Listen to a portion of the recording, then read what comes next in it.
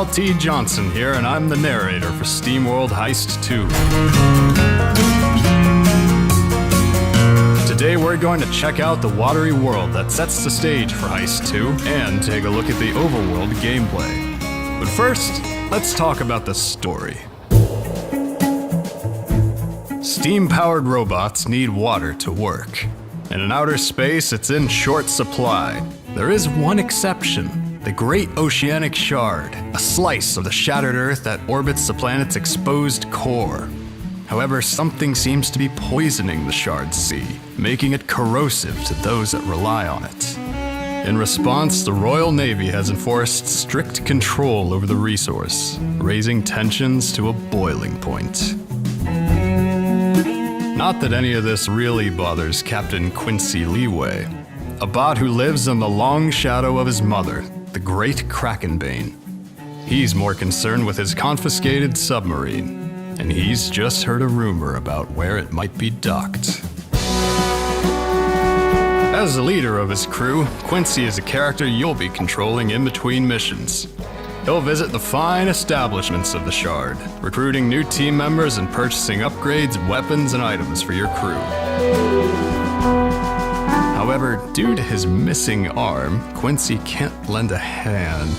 Come on, did Beglarb write this? Quincy can't assist during missions and will have to leave it to his starting crewmates, the adoring Daisy who thinks the world of her captain, and Wesley, a gentle bot who wants nothing more than to die an honorable death in combat. Life goals are important, I suppose.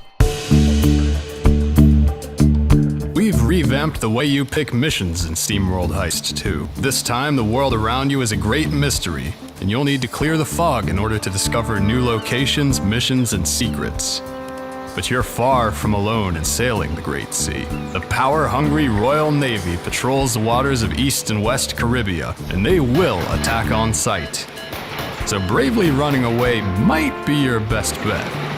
If you get past the patrols, you'll eventually run into the Great Wall, which separates sunny Caribia from the bolt-chilling Arctica. Getting to the other side of the barrier will be no small feat, since the Royal Navy has armed it to the teeth, and then some. Should you somehow cross the wall, good news! You're now in Rattler territory, where you're apt to get a cold welcome from this boneheaded faction. And beyond that, who knows? The ocean is vast, full of buried secrets. Some of them perhaps best left in the deep.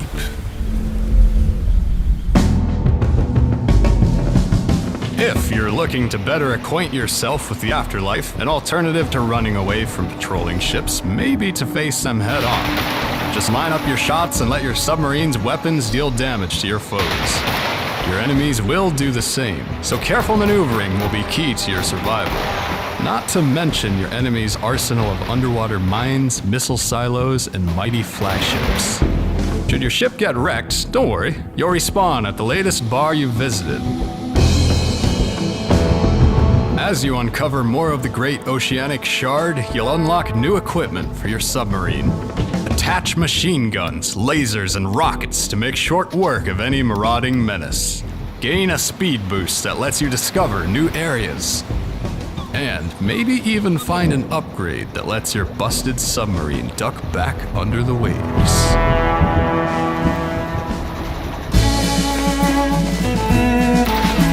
The Great Sea Shard is filled to the brim with secrets, missions, and stories for you to uncover.